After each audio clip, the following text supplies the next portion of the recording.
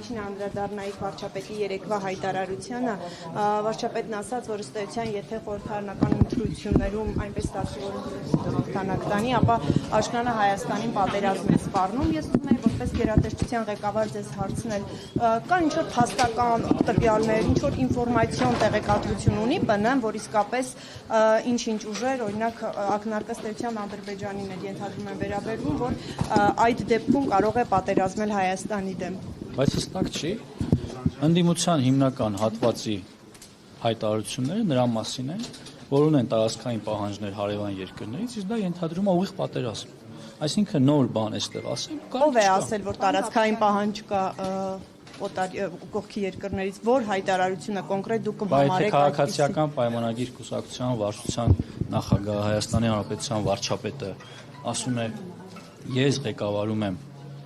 շարժում,